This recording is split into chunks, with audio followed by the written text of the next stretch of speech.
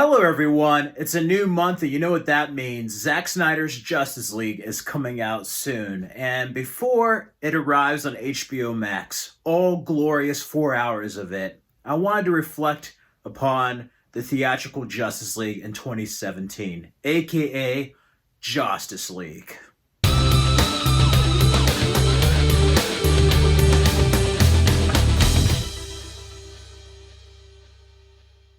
Josstice League was a film that I was excited for. I was a huge fan of Man of Steel. I even defended BVS. I enjoyed the theatrical, but I loved the Ultimate Edition. That should have been the theatrically released film. The Ultimate Edition is the way to go on BVS.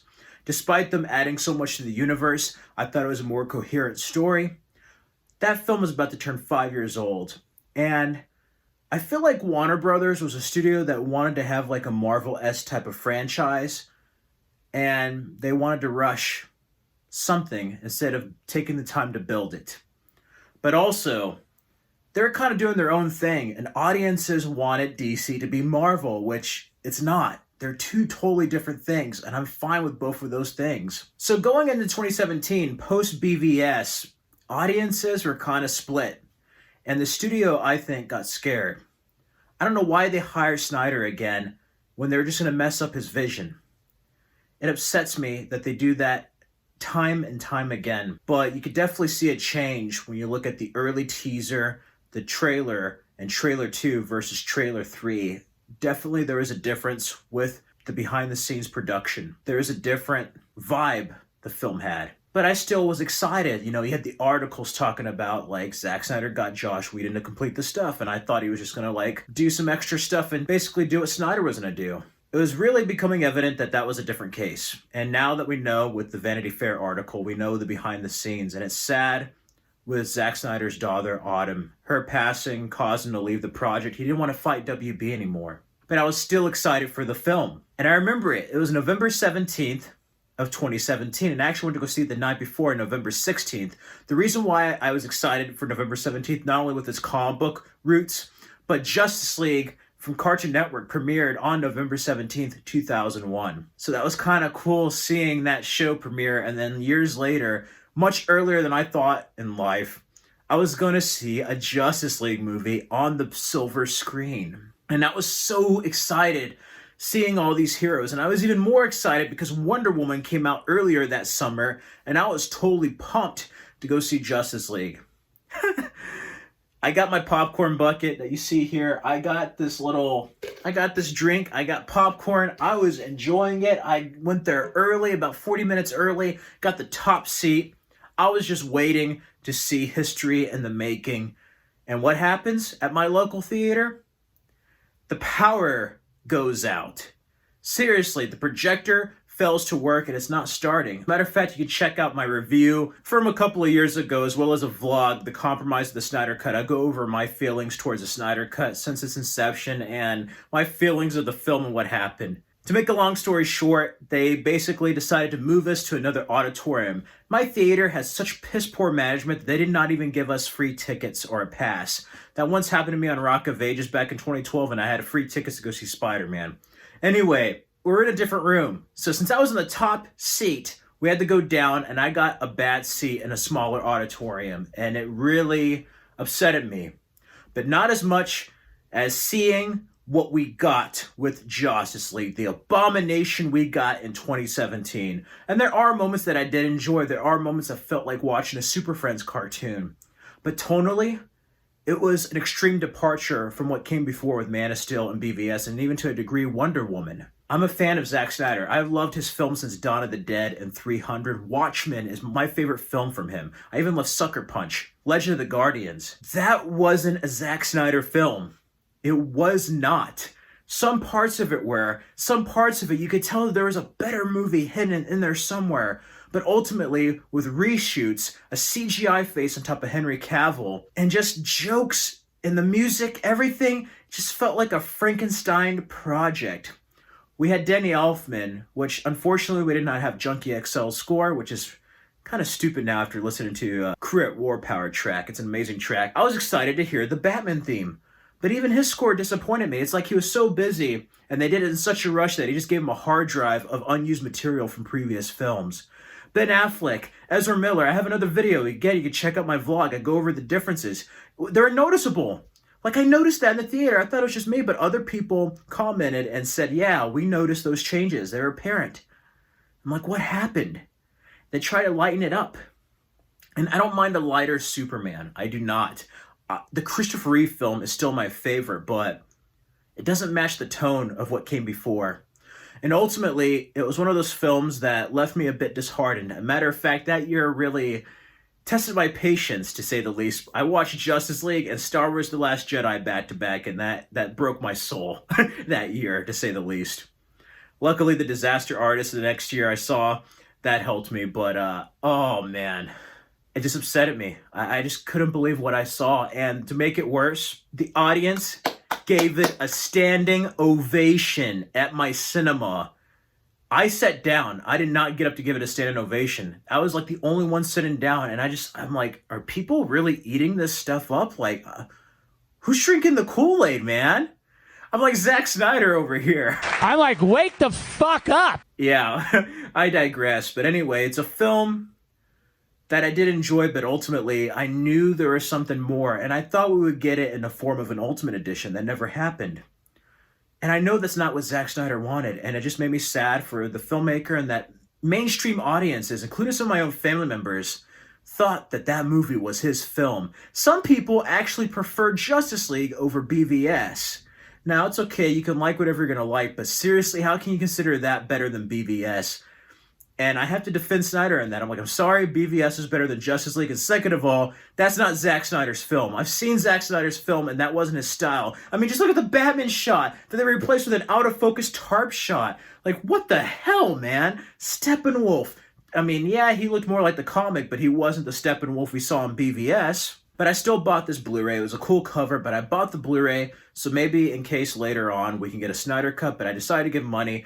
I disagree with Warner Brothers, but I gave money because I wanted to see Shazam and Aquaman and the DC films move forward, including the eventual release of a Snyder Cut. And it's crazy because the years leading up into 2020, it was like if I was crazy. Other people, you know, people who fought for Zack Snyder's vision, it's like we were nuts. They're like, the Snyder Cut doesn't exist. These Snyder fans are weird. There's no such thing as a Snyder Cut. Oh, I was right because it wasn't finished. No kidding. It's like an assembly cut. I mean, just look at Alien 3's director's cut. But we knew that there was some form of a cut that needed to be finished. It was completed as far as principal photography, but as far as post, no, it was not completed. But we all knew that. And it's just seeing the media attacking fans. And some fans, every fandom has certain toxicity. But what they don't mention in the media is that the media attacks fans. I mean, you kick a hornet's nest and get stung, and then you try to make yourself out as a victim. Like, really? What did you expect? Honestly, it just saddened me seeing the fandom and kind of the divisiveness. And ultimately, the studio would not care after that. And why would they? By saying that this was so, quote-unquote, a piece of shit film, they would have to admit that they're idiots for changing Snyder's vision to begin with. It not only cost him in merchandising and box office, but it cost him $70 million to undo that. So here we are with Zack Snyder's Justice League, and I'm so happy. That was probably the highlight, along with DC fandom and the election for me in 2020. I have this. I don't know if this is helpful. See that? Oh my God. Oh my God. We're one step closer to the Snyder Cut. We're going to have Martian Manhunter. We're going to have 4 hours of unseen footage practically. I would say 4 hours, more than 3.5, because the other stuff was reshot, blatantly, I might add. We're going to have Jared Leto get a little bit of redemption as the Joker. But most of all, we're going to have a vision fulfilled without any compromise, and we're going to have a story concluded the way that it was originally meant to be concluded. And I love that because Justice League damaged BVS. And now that we're going to have the Snyder Cut, I can watch BVS and not have to worry about it just going to like, yeah, something's definitely bleeding and CG lip, you know, car keys and hope. And Joss Whedon was just so lazy that he recycled material from Age of Ultron. It's amazing what has come to surface now. And I just wanted to reflect on my viewing of Justice League. Ultimately, I liked it a little bit more than Suicide Squad, but to be honest, after this trailer, I'm going to judge it until the film comes out, but it's going to probably be my least favorite DCEU movie. Like, it really is. But it was quite something dealing with that. You know, I never thought I would have a Justice League or even Avengers movie, any type of comic book movie until I was 50 years old. And to have those characters was quite something. The movie, sure, might not be Oscar-winning material either way, but I definitely know Zack Snyder's film is going to be better than that monstrosity in 2017. And we deserve better. We deserve justice. Back in 2017, I did a drawing for fan art, and they blocked it. Warner Brothers blocked it. They didn't want to see the black and silver suit. And I'm like, why? And I thought it was my bad drawing, but there are some drawings that like they're done by elementary kids. And I'm like, why don't they want to see that? Because it's part of Snyder's vision.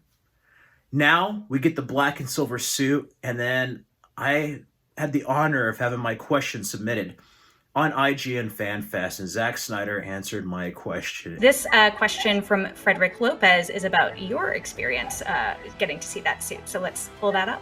My question is for Zack Snyder. What was it like seeing Superman in the black and silver suit for the first time? I cannot wait to finally see the Snyder Cut on March 18th. It was cool. Yeah, I got to admit, even because the first thing we did was a quick test, to make sure that we had all our ducks in a row. And just seeing it, we all just sat back like, wow, are we really doing this? This is amazing. And so yeah, it was really cool. And I have to say, life has come full circle, and I'm glad that the Snyders, Deborah and Zack get to have this film released. Ray Fisher gets to have Cyborg, all in his glory. Everybody gets to have the film they worked so hard on. I'm so happy for Henry Cavill. Ben Affleck is going to be back to being like the Batman he was on BVS, not the wannabe Tony Stark. I'm just filled with joy, and I'm going to be quite emotional when this comes out. And I'm sorry, there can be haters, people talking about the movie, its quality, but those haters are going to be the first to watch it, and I don't care what you say. And for fellow Snyder fans and Justice League fans out there, do not let outside distractions, no matter if it's from like the studio, certain news of reboots, don't let them or anyone else take away your happiness and joy with this Snyder Cut, because in the end, we've already won. The bell has been rung and it can't be unrung. The Snyder Cut is real and exists, and it will be here March 18th. So yeah, those are my thoughts. Brief vlog. Feel free to comment down below. When did you first see Josstice League? The theatrical Justice League. When did you see it? How did you feel about it? And are you looking forward to seeing Zack Snyder's Justice League? I am totally looking forward. I cannot wait for this thing. Yeah, I'm glad most of us that are lucky enough and blessed enough survived 2020 to see this. And it's quite something. It's quite a time we're living in. I even have my Justice League shirt. Even got the black Superman shirt. As always, you can follow me in the Stardust app at FredFilmFanatic and Instagram at FredFilmFanatic. Share your memories of seeing Justice League 2017, and also share your excitement of the Snyder Cut. Be sure to subscribe for more videos and check out this other Justice League related content. I'll have some more videos in the caption below. Stay safe and healthy out there. Not all heroes wear capes. Some wear masks. Wear a mask. And yeah, the age of heroes will arrive on March 18th.